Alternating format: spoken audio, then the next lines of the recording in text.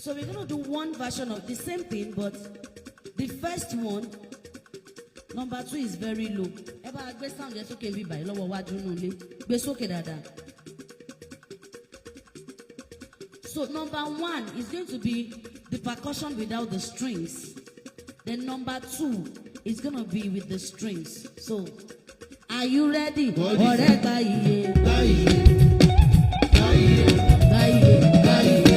Yan iye o. Iye gba iye. Gba iye. Ẹbí gba iye. Gba iye. Ará gba iye. Gba iye. Gba iye o. Gba iye. Inú mi gba iye. Gba iye. Ayé mi gba iye. Ọmọ mi gba iye. Gba iye. Yan iye o. Gba iye. Gba iye o. Gba iye. Yan iye o. Gba iye. Iye dé o. Iye mà dé o. Iye dé o. Iye mà dé o. Ó ti ṣèlérí nínú ìwé mímọ́ ní ti ọ̀rọ̀ rẹ̀ Jésù Kristi ọmọ Màríà irú ọmọ Dáfídì ó jí dìde kúrò nínú òkun àwa ti ní òré ọ̀rẹ́ láti jẹ́ ti Jésù láṣẹ báyìí o láṣẹ báyìí ó ti ṣèlérí nínú ìwé mímọ́ ní ti ọ̀rọ̀ rẹ̀ Jésù Kristi ọmọ Màríà irú ọmọ Dáfídì ó jí dìde kúrò nínú òkun àwa ti ní òré ọ̀rẹ́ láti jẹ́ ti Jésù láṣẹ báyìí o láṣẹ báyìí o bóyá ọ̀rẹ́ báyìí o báyìí o báyìí o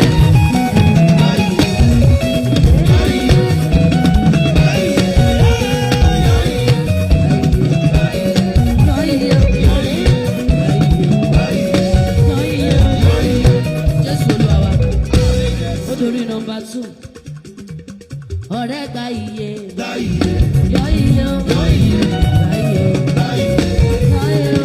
ayé mi gba iye yọ iye o yé iye dé o iye mà dé o iye dé o iye mà dé o wọ́n ti ṣèlérí nínú ìwé mímọ́ ní ti ọ̀rọ̀ rẹ̀ Jésù Kristi ọmọ Màríà irú ọmọ Dáfídì ó jí dìde kúrò nínú òkun àti ní oore ọ̀fẹ́ láti láti Jésù láṣẹ báyìí o láṣẹ báyìí o ọ̀rẹ́ báyìí báyìí báyìí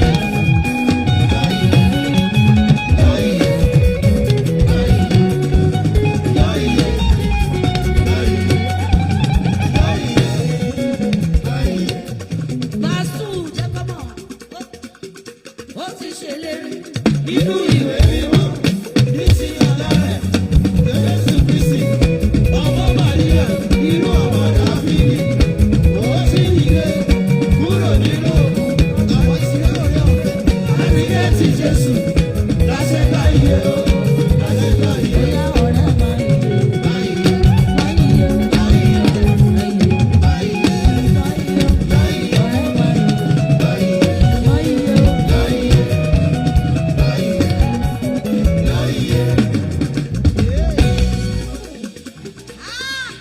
Ay, ay, ay. 2 or 1. Cypress 2 or 1. Lebedoc 2 or 1. Black Pearl 2 or 1. Becky B 2 or 1. Omolola Alice 2 or 1. Joyful Melody 2. Abayomi. Definitely number 2. Number 2. Number 1. Number 1. Number 1. Now 2 sweet me pass. 1. 2 láti ó ti ṣèlérí. Number 1 láti ṣèlérí. From Iyede Ogo. Iye dé o, iye mà dé o, iye dé o, iye mà dé o. Ó ti ṣèlérí nínú ìwé mímọ́ ní ti ọ̀rọ̀ rẹ̀ Jésù Kristi ọmọ Màríà irú ọmọ Dáfídì ó ti dìde kúrò nínú òkun àwa ti rí oore ọ̀fẹ́ láti jẹ́ ti Jésù láṣẹ báyìí o láṣẹ báyìí o. Ó ti ṣèlérí. Ó ti ṣèlérí nínú ìwé mímọ́ ní ti ọ̀rọ̀ rẹ̀ Jésù Kristi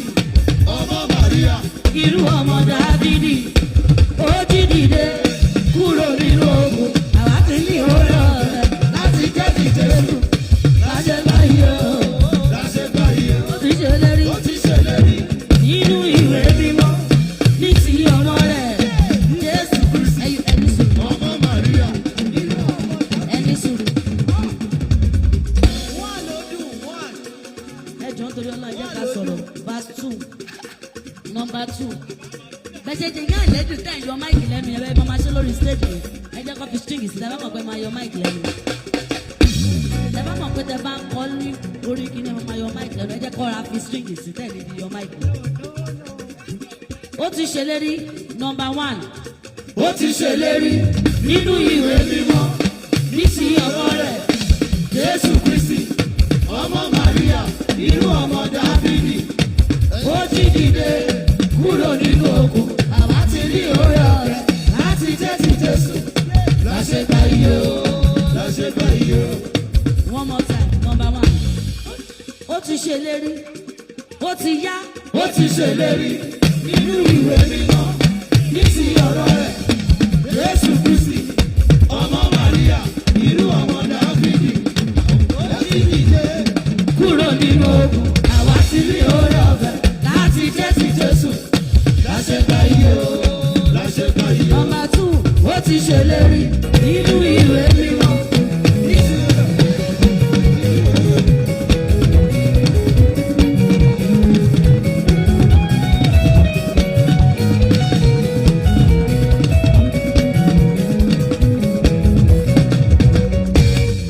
ọmọ tí ò bá ti bí ìkọrin tí mo rí pé o yọ máìkì yẹn báyìí ó gbé kúrò lẹ́nu láti bí má wàá sóníṣègùn ńlá make sure pé tó bá ránṣọ fún ẹ ó dá padà 1 2 go. ó ti ṣèlérí. Mo fẹ́ wẹni tí ò ní kọrin number 2. Ó ti yá Ó ti ṣèlérí nínú ìwé mímọ́ ní ti ọ̀rọ̀ rẹ̀ Jésù Kristi ọmọ Màríà irú ọmọ Dáfídì ó jí dìde kúrò nínú òkú àwa ti rí oore ọ̀fẹ́ láti jẹ́ ti Jésù láṣẹ gba iye o láṣẹ gba iye o. Jésù Olúwa wa. Energy tẹ́ fi sí number 1 yẹn tẹ́ fi sí number 2 jẹ́ bó ṣe bẹ́ kó o ṣe tó kọrin yẹn tó o bá ti ṣe ní number 2 yìí ṣáà ti bí ìdágbére fún band. Ó ti rẹ́dì pẹ̀lú wo jẹ́ má rí ẹ kó ṣe nẹ́dì. Ó ti ṣèlérí ó ti yá. Ó ti ṣèlérí nínú ìwé mímọ́ ní ti ọ̀rọ̀ rẹ̀ Jésù Kristi ọmọ Màríà irú ọmọ Dáfídì ó ti ṣèlérí kúrò nínú òkú àwa ti rí oore ọ̀fẹ́ láti tẹ́tí Jésù láṣẹ báyìí o láṣẹ báyìí o. Ó ti ṣèlérí ó ti ṣèlérí nínú ìwé mímọ́.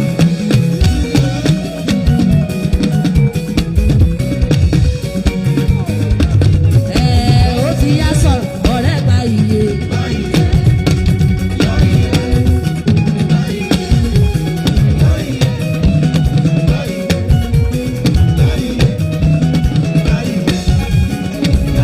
Ọ̀rẹ́ gba iye. Yan iye o. Gba iye.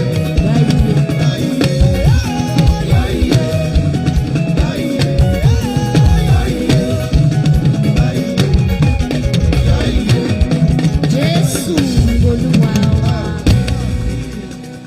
Sálẹ̀rí tí ò kọrin tẹ́fẹ́ kí n lé láti bí kó lè dáṣọ oníṣègùn ńlá padà.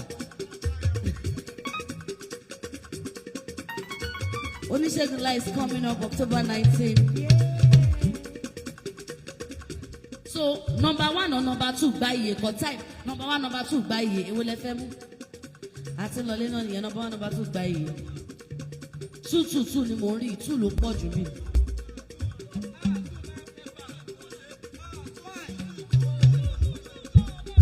Ẹ má bá mi sọ is 2 and see 2 now. Èwo ni kọ́ tẹ 2. Are you ready? God is ready. Iye dé o. Iye mà dé o. Iye dé o. Iye mà dé o. Are you ready? God is ready. Bóyá ọ̀rẹ́ gba iye. Gba iye. Yan iye o. Gba iye. Gba iye. Yan iye. Orí mi gba iye. Ayé mi yan iye o. Iṣẹ́ mi gba iye. Gba iye.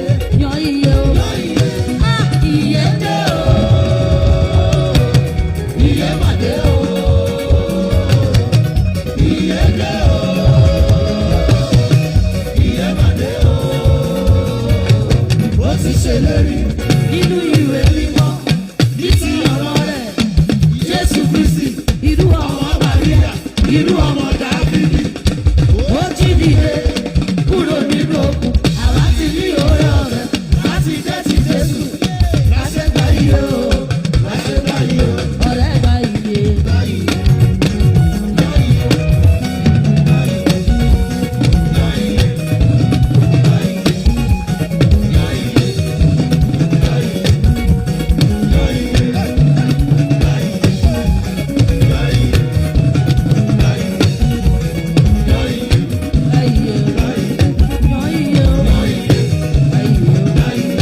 Jésù Olúwa.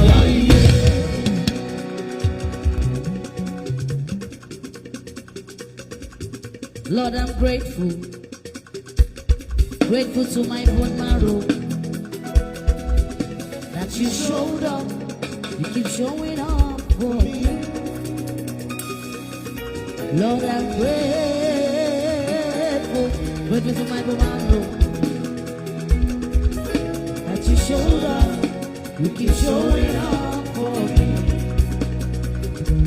Lord, I'm grateful. Grateful to my bone marrow that you showed up, you keep showing up for me. Lord, I'm grateful to my bone marrow. Alone that you showed up, you keep turning up for me. Ọlọ́run mo mọ rírì rẹ, iṣẹ́ takuntakun tó ṣe. You keep showing up. Gbogbo ìgbà ló má dìde ìrànwọ́ fún mi. Ọlọ́run mo mọ rírì rẹ. Iṣẹ́ takuntakun tó ṣe lórí ọ̀rọ̀ mi. Gbogbo òru tí mo bá sùn ni mo ń jí. Oh, you showed up for me. Lord, I'm grateful. Lord, I'm grateful. Grateful to my bone marrow that you showed up.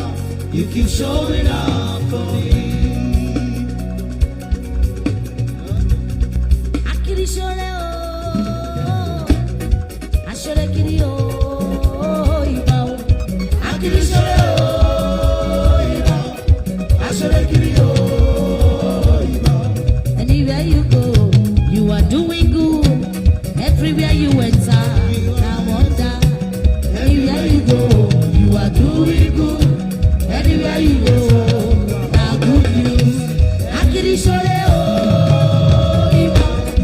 Aṣọlẹ kiri o, ìbà o. Akiri ṣọlẹ o, ìbà o. Aṣọlẹ kiri o, ìbà o. Anywhere you go, you are doing good. Anywhere you enter, now good news. Everywhere you go, you are doing good. Anywhere you enter, now good news. Akiri ṣọlẹ o, ìbà, aṣọlẹ kiri o, ìbà, akiri ṣọlẹ, ìbà, aṣọlẹ kiri o, ìbà. Everywhere you go, you are doing good. Anywhere you enter, now good news. Everywhere you go, you are doing good. Anywhere you enter, now good. Yeah, akiri ṣọlẹ o.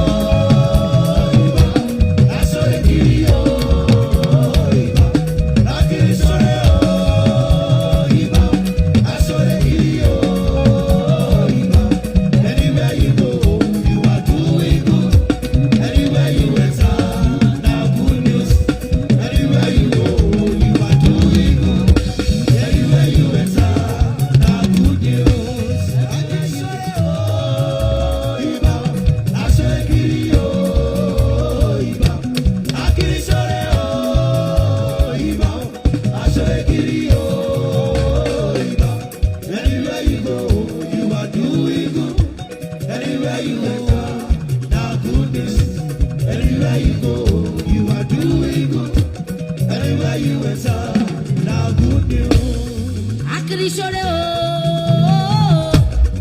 aṣọlẹ kiri o, ìbà. Akiri ṣọlẹ o, ìbà. Aṣọlẹ kiri o, daddy, ìbà. Everywhere you go, you are doing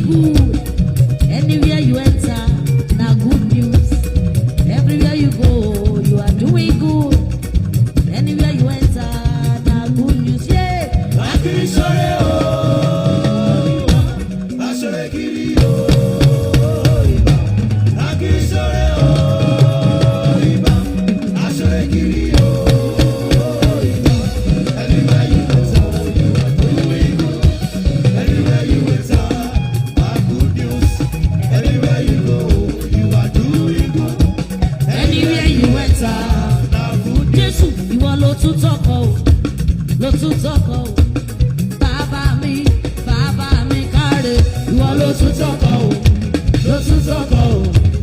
Bàbá mi káre.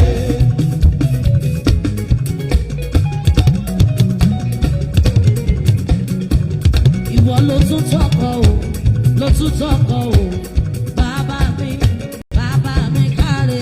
Ìwọ ló tún tọkọ o, ló tún tọkọ o. Bàbá mi káre. Ìwọ la wí máa yẹ̀ wò, àmì máa yẹ̀ wò. Bàbá mi káre. Ìwọ la wí máa yẹ̀ wò, la wí máa yẹ̀ wò. Bàbá mi káre. ṣebí you change my story, you change my story. Bàbá mi káre. You change my story, you change my story. Bàbá mi káre. Fún mi ní màá kó sáfì.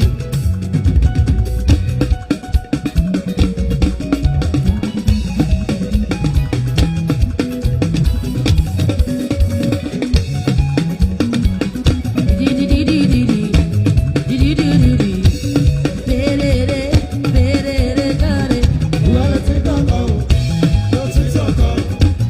Bàbá mi káre. Ìwọ ló tún tọkọ ò sẹ́nura, ó tún tọkọ ò ẹwà bẹ́ẹ̀, ó ti dé káre. Ìwọ ló tún tọkọ o, ló tún tọkọ o. Bàbá mi káre. And you dey change my story, you change my story. Ìwọ ló tún tọkọ o, Lágbádá iná, ló tún tọkọ o. Bàbá mi káre. and you dey change my story, you change my story. Bàbá mi káre. Ìwọ ló tún tọkọ o, ló tún tọkọ o. Bàbá mi káre.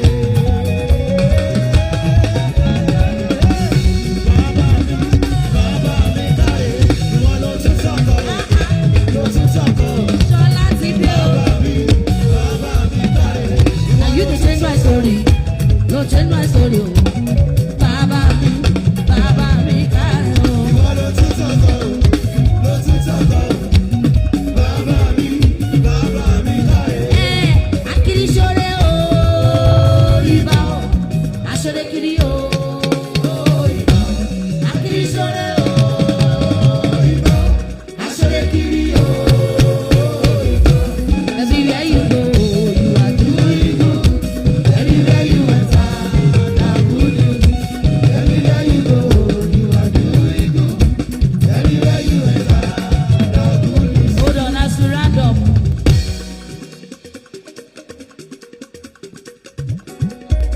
Fresh from London. Ọlọ́run.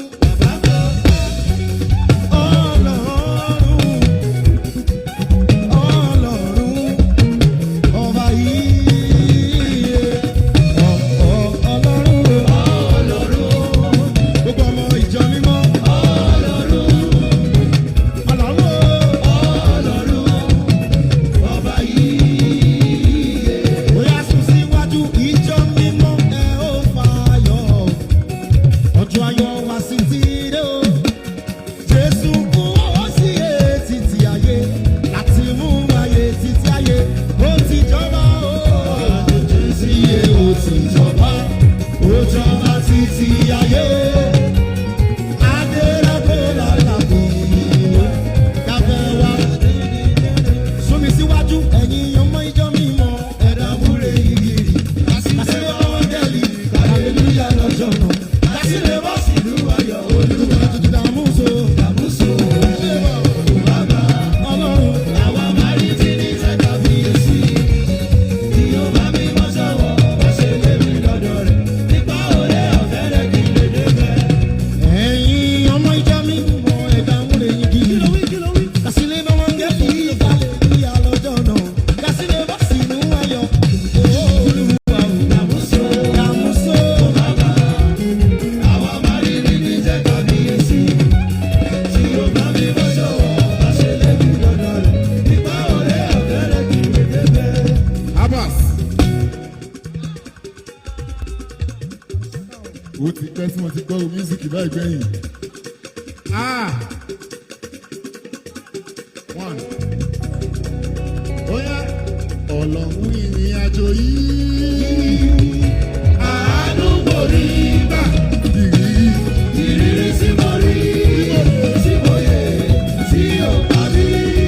Àánú làwọn kan rí, tí wọn ò dìde mọ́ o. Ẹ̀fẹ̀ mo máa kọ́, I will sing it, mo máa kọ́. Ọlọ́run ìrìn àjò yìí. Àánú mo rí gbà. Ìrírí tí mo rí, tí mo yẹ, tí ò bá mi. Làwọn kan rí o. Làwọn kan rí. Tí mo dìde mọ́. Sọ̀rọ̀ sókè ọ́nì. Àánú mo rí gbà. Ó ṣayé ní kàyé. Báwo ló ṣe kan ṣọlá? Báwo ló ṣe kàn mí o? Bàbá pé irú mi wá ti máa tọ̀, wá ti máa tọ̀, Olúwa dára sí mi o. Wá ti máa tọ̀, wá ti máa tọ̀, Olúwa dára sí mi o. Wá ti máa tọ̀, wá ti máa tọ̀, Olúwa dára sí mi o. Wá ti máa tọ̀, wá ti máa tọ̀, Olúwa dára sí mi o. Ṣọlá just You all know Shola is a saxophonist. I don't know, most of them don't know how to sing. But Tọ́ba gba sax wọn mú, ẹ máa bẹ̀ wọ́n kọ́ gbélé. That's not my key, bàbá tún gbé wá sí key. Ọlọ́run ìrìn àjò yìí. Ọlọ́run ìrìn àjò yìí. Àánú mo rí gbà. Ọlọ́run ìrìn àjò yìí o. Ọlọ́run ìrìn àjò yìí. Àánú mo rí gbà. Ìrírí tí mo rí, tí mo yẹ, tí ò bá mi. Làwọn kan rí. Làwọn kan rí, tí wọn ò dìde mọ́. Àánú mo rí gbà. Àánú mo rí gbà. Ó ń ṣayé ní kàyé. Ó ṣayé ní kàyé. Báwo ló ṣe kàn mí o? Báwo ló ṣe kàn mí o? Bàbá ń pè. Bàbá ń pè. Irú mi kan. Irú mi kan. Oṣù padà màrè o. Oṣù mẹ́rin mẹ́rin o. Sára rẹ̀ mẹ́rin o. Oṣù padà màrè o. Oṣù mẹ́rin mẹ́rin o. Sára rẹ̀ mẹ́rin o. Oṣù padà màrè o. Oṣù mẹ́rin mẹ́rin o. Sára rẹ̀ mẹ́rin o. Oṣù padà màrè o. Oṣù mẹ́rin mẹ́rin o. Sára rẹ̀ mẹ́rin o. Ìwọ ló ń gbé fún lára wa. Ẹrù jẹjẹjẹjẹ. Ẹrù jẹjẹjẹjẹ. Ẹrù jẹjẹjẹjẹ. Sọ́ọ̀tì. Sọ́ọ̀tì. Ẹrù jẹjẹjẹjẹ. Sọ́ọ̀tì. Olùdaríra. Sọ́ọ̀tì. Olùwòsàn. Olùbùkún. Ìwọ ló ń ṣe fún lára wa. Ọlọ́run. Ìwọ ló ń gbé fún lára wa. Ọlọ́run ló ń gbé fún lára wa. Gbogbo ògo.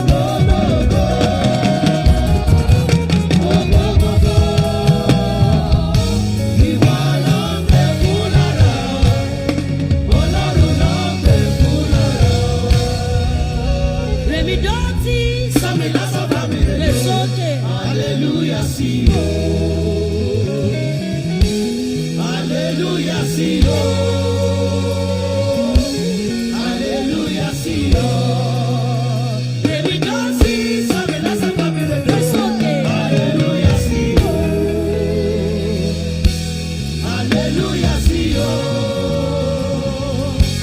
Hallelujah sí o. Rèmi dọ́tí. Sọ́mi lásán bá mi Lè sókè. Mánásè. Hallelujah sí o. Hallelujah sí o. Hallelujah sí o. October 19. Yes. Yes, sir. Ká lè mọ̀ pé ẹwà ń bí ní tara ní tẹ̀mí. October 19, Èkó Hotel and Suites. It is free. So, bí ex-fiancé ẹ bá ń ṣiṣẹ́ ní Indomie, Pepsi, Coca-Cola,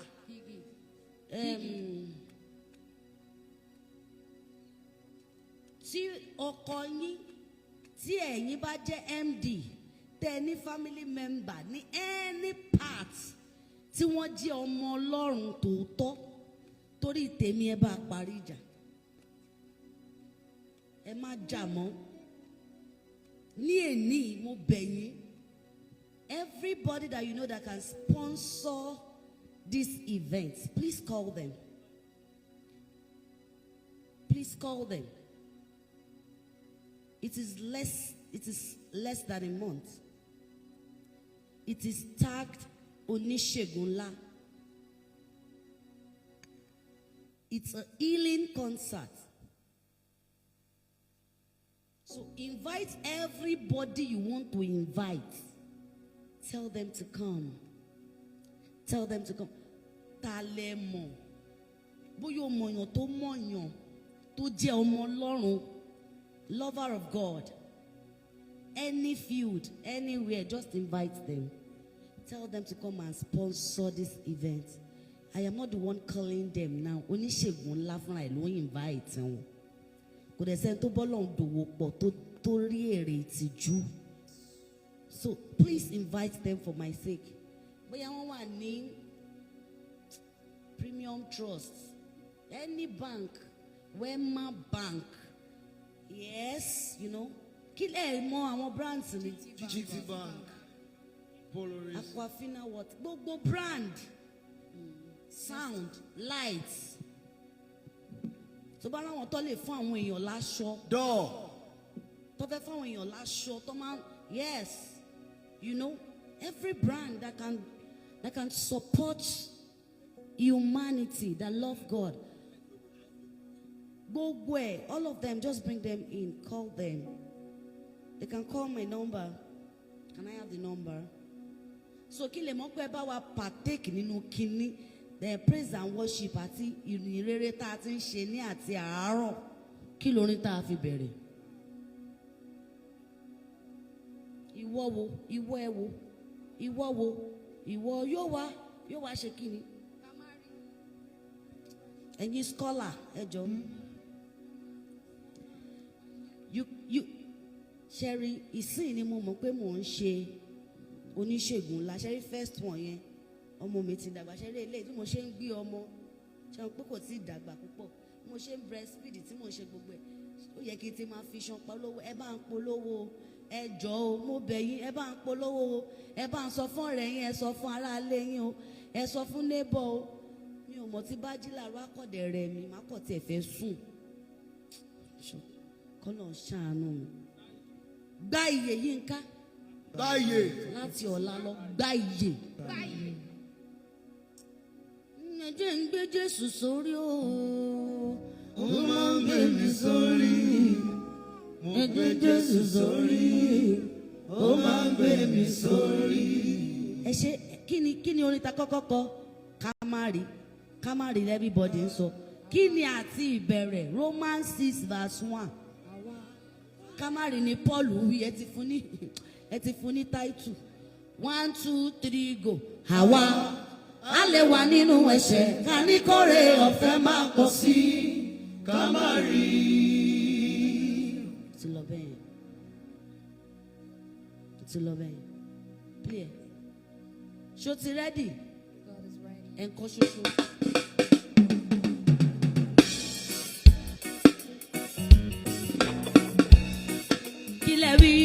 Àwa a lè wà nínú ẹ̀ṣẹ̀ ká ní kórè ọ̀fẹ́ máa pọ̀ sí.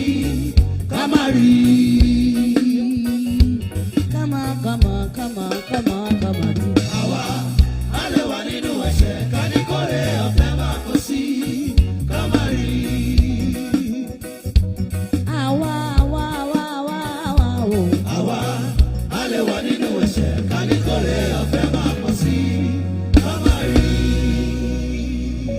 If you are just joining this page, if you are new here, switch on your notification. We don't tell people before we come live, but I'm sure you'll be blessed. The second one, gba iye. Ṣó ready? 1 or 2. Láti bẹ̀ lọ, à ń lọlé.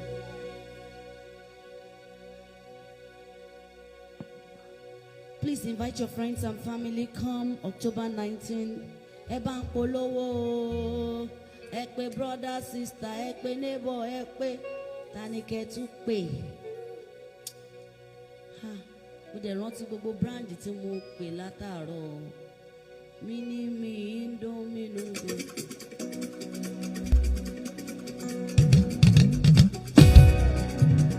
Ọ̀rẹ́ gba iye. Gba iye.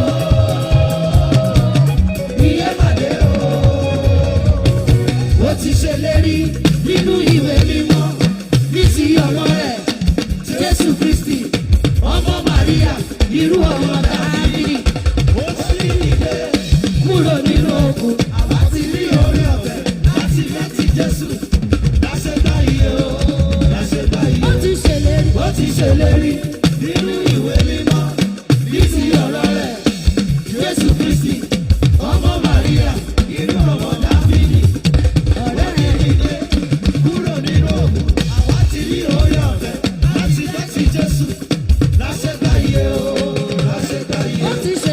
Ó ti ṣèlérí nínú ìwé mímọ́ ní ti ọ̀rọ̀ rẹ̀ Jésù Kristi ọmọ Màríà irú ọmọ Dáfídì ó jí dìde kúrò nínú òkun àwa ti rí oore ọ̀fẹ́ láti gbẹ́ ti Jésù láṣẹ láyé o láṣẹ láyé o ọ̀rẹ́ gba iye. láyé láyé láyé láyé láyé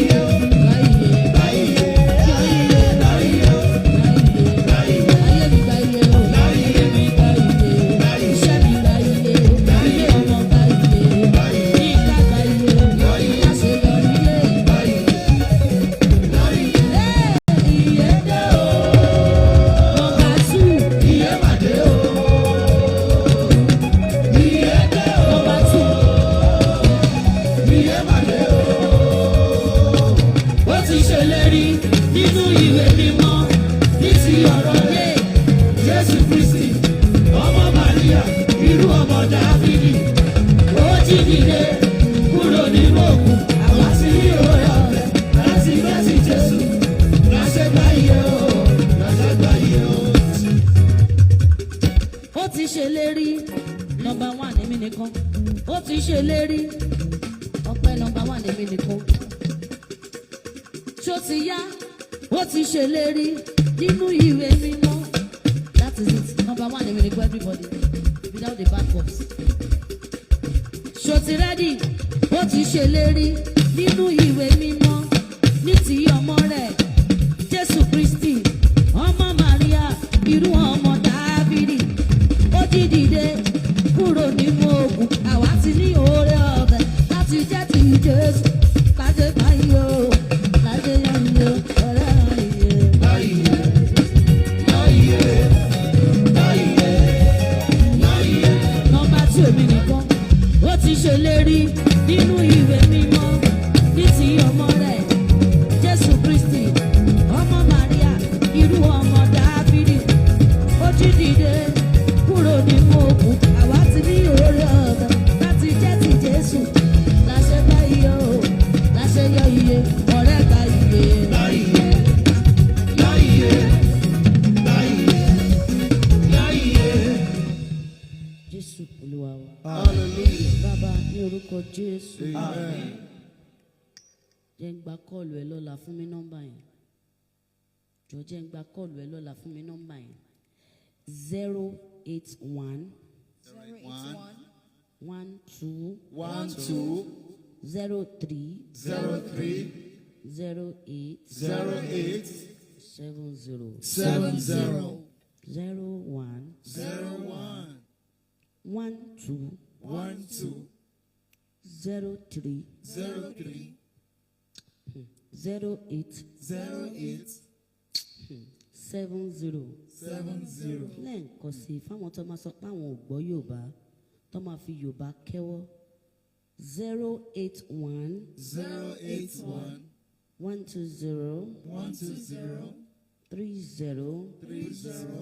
870. 870. Ẹlòmíì lè lóyìnbó ni mò ń sọ wọn ò gbọ́ Yorùbá òdo ẹ̀jọ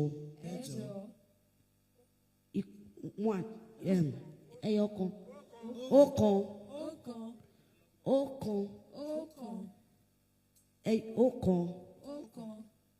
méjì èjì me is me na èjì ọ̀kan mẹ́ta is mẹ́ta now ẹ̀ta gbogbo yín lẹ máa lọ má sọ èbó bẹ́ẹ̀ ṣe ń lè ṣán bí Ọlọ́run jẹ́ mú owó wálé òdo ẹ̀jọ 7 méje èje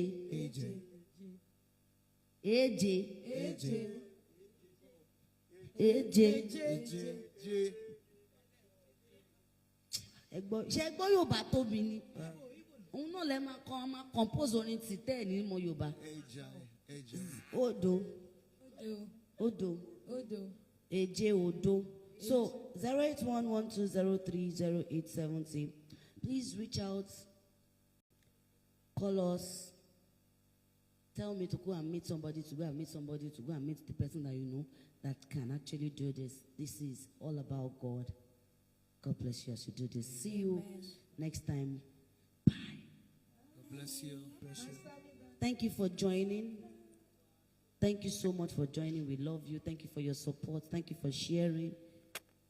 Thank you so much. We love you. Bye. Bye. Bye.